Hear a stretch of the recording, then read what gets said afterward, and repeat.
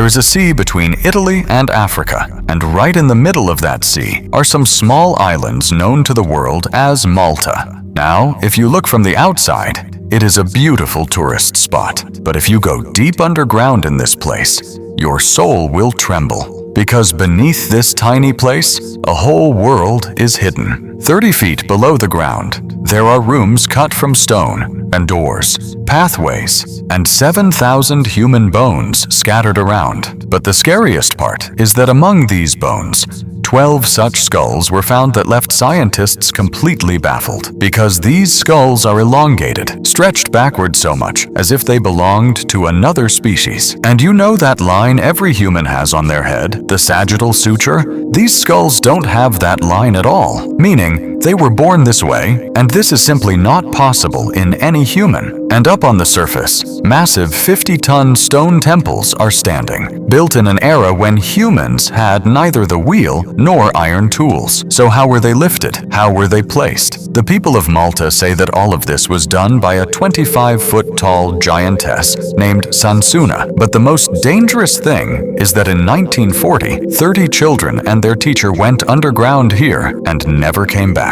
For weeks, their parents heard screaming coming from below the ground, but their bodies haven't been found to this day. Well, this is Malta's Hypogeum, the oldest underground structure in the world. But the question is, whose were those 12 skulls? Who were those giants? And what is still hidden underground today that swallowed 30 children? We will find the answers to all these questions in today's episode. And today, we're diving deep. Welcome to another episode of The Hidden Truth. Before moving forward in the video, I can see that more than half of you still haven't subscribed. Come on, what are you doing? Subscribing is completely free. Hit that subscribe button below and also turn on the notification bell. So, the people of Malta say that a long time ago, one night, a fireball was seen in the sky. It was so big that an orange light spread across the entire island. That thing came straight toward the island and crashed into a nearby forest. The ground shook, a bright light flashed, and then everything went dark. But when people looked in that direction, something was emerging from the forest. A figure so huge that it was taller than the trees. People were terrified and started to run, but that figure didn't harm anyone. That figure's name was Sansuna, and she was a giantess. Sansuna told the people that she was from the nephilim race, a race much larger and stronger than humans.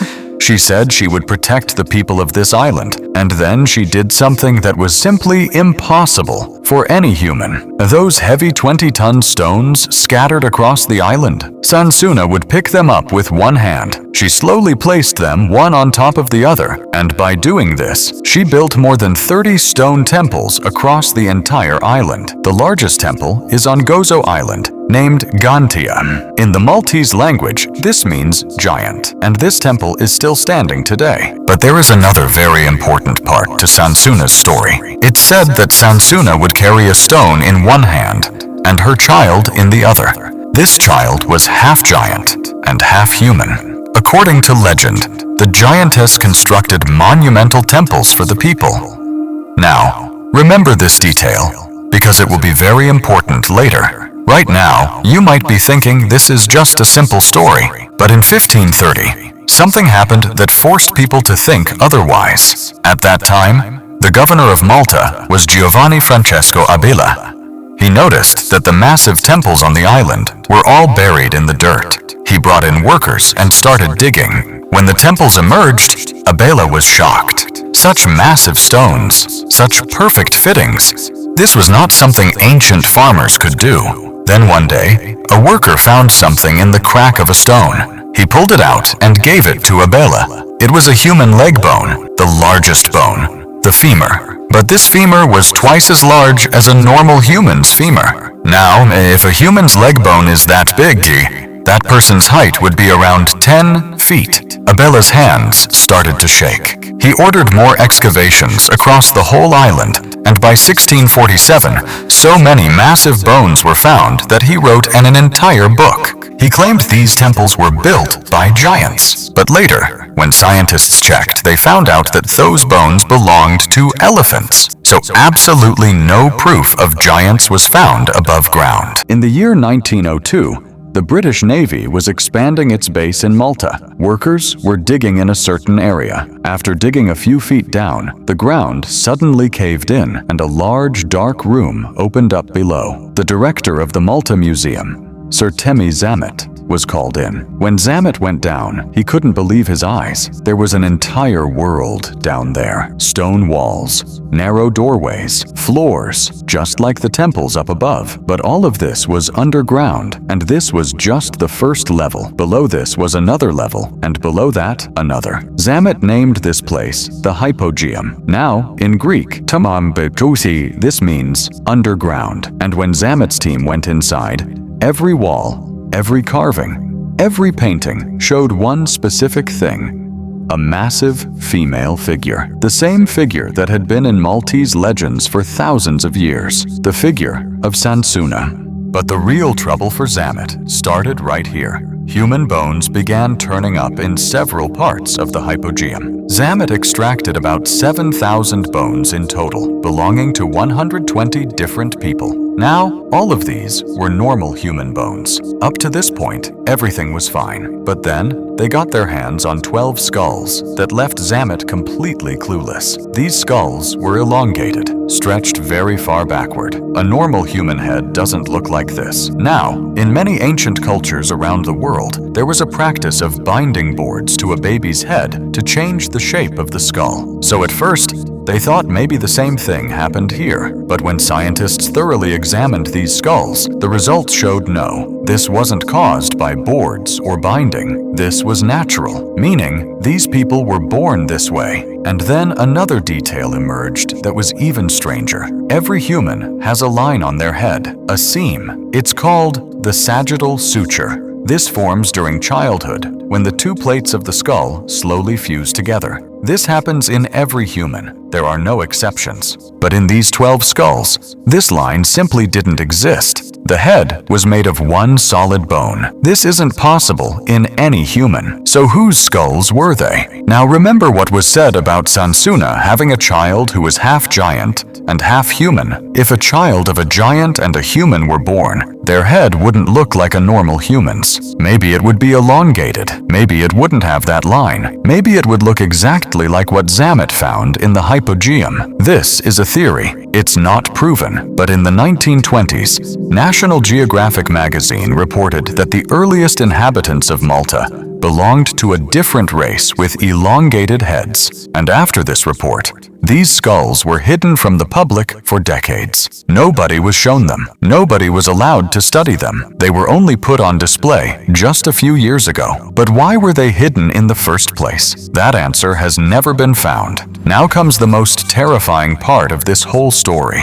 In the year 1940, National Geographic published an article stating that 30 children and their teacher went inside the Hypogeum on a school trip. They went into a dark passage and never came back. For weeks, their mothers claimed to hear crying and screaming coming from beneath the ground. They searched everywhere. Nothing was found. 3 weeks later, it was officially declared that these people were no longer alive. After 3 weeks, they were finally given up for dead. But their bodies weren't found either. They haven't been found to this day. Now keep this in mind, because what's about to happen is connected to this. Around that same time, an American woman came to visit Malta. Her name was Lois Jessup. It was a hot summer day, and someone suggested she go see the Hypogeum. It's underground. It'll be cool. Lois hired a guide named Joe. Joe took her inside. First, there were narrow passages where you had to walk hunched over. Then came a large room. It had smooth stone walls. When Lois spoke, her voice echoed, and there was a strange humming sound. Joe explained that this room was built thousands of years ago for an oracle. Then Joe took her further down. The path was descending. The darkness was thickening. Lois guessed she had gone about 20 to 30 feet below. Down there was another room. Shelves were cut into the walls, like coffins. Joe said the dead were kept here. There were small holes in the walls. Lois peeked into one of the holes. Inside were piles of bones. Joe said the tour was over, and it was time to head back. But Lois noticed a small doorway, only 3 feet wide. She asked Joe, "What's in there?" Joe replied, "If you go inside, it's at your own risk, and you won't be able to go very far." Lois took this as a challenge. She took a rope and tied it around her waist. Her 3 friends also tied the rope, and all 4 squeezed into that tiny opening. It was dark. They had a candle in hand, and the path was incredibly tight. She kept walking for quite a while. Then the path opened up, and Lois was able to stand. But the moment she stood up, she felt like she was falling forward. A sharp gust of cold wind hit her. The rope pulled her back, and Lois was saved. She looked down and realized she was standing on an incredibly narrow ledge, only 2 feet wide, and straight ahead was a 50-foot drop into empty darkness. And just then, Lois looked ahead, and what she saw left her scarred for the rest of her life. Some figures were emerging from an opening across from her, one after the other, in a line of 20. By Lois's estimation, their height was 25 feet. Because their heads were reaching halfway up the opposite wall, they were walking very slowly. Huge footsteps, no sound. Then suddenly, they all stopped. They all raised their heads at the same time and looked at Lois. Then they all raised a hand simultaneously and motioned for Lois to come toward them, all together, as if they were all operating on a single mind. Lois froze right there. She had no strength to move. Just then, another gust of cold wind blew, and the candle went out. Darkness all around, and Lois started to scream. In sheer panic, pushing her friends, she yelled, "Go back! Go back!" Stumbling and falling, the 4 women made it back to the room where Joe was standing. Joe didn't say a word, but Lois looked into his eyes, and she was certain that Joe knew what was down there. As Lois was leaving, Joe grabbed her hand. He said, "If you want to know more, come back soon. I'm going to take another teacher and students down there. You should come along." Lois gave him her address, but she never got a message. Months later, Lois returned to Malta. She got a new guide. Lois asked, "That teacher and the kids, what happened to them?" The guide stayed quiet. Lois asked, "Where is Joe?" The man replied, "Ma'am, there is no Joe here. I am the only guide. There hasn't been anyone else here for years." Lois was terrified of the man. She left and never mentioned Malta's name again. Now, after hearing all this, there are some things that seem completely true,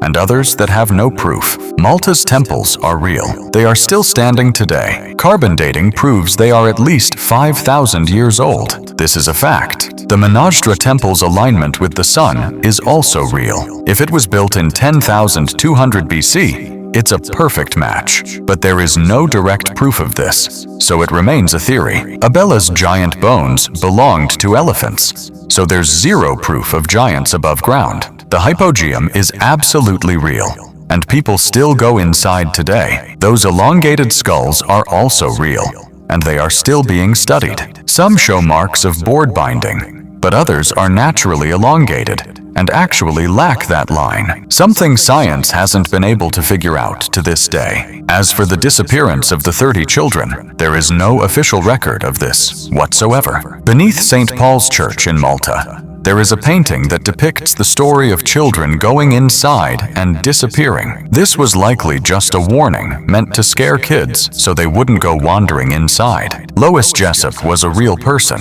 and she really did write all of this. But the rooms beneath the Hypogeum aren't the way she described them. It's highly possible that in the dark, by the flickering light of a candle over water, she imagined seeing something else. But even after all this, there are still questions that nobody has the answers to. In an era when humans hadn't even seen the wheel, how were 50-ton stones lifted? How were they placed? And so perfectly that they are still tightly fitted thousands of years later? If Manajra is 12,000 years old, who was here back then that understood the movement of the sun so perfectly? What are those elongated skulls without that line? Who do they belong to? And if everything is normal, why were these skulls hidden from the public for so many years? Anyway, what do you think about this mystery? Be sure to let me know by writing in the comment section below. If you liked the video and learned something new, don't forget to like this video and share it with your friends. If you're new to this channel, hit that subscribe button and turn on the notification bell. And if you enjoyed this video, I highly recommend you go and check out the next one. I'll see you in the next episode. Until then, bye.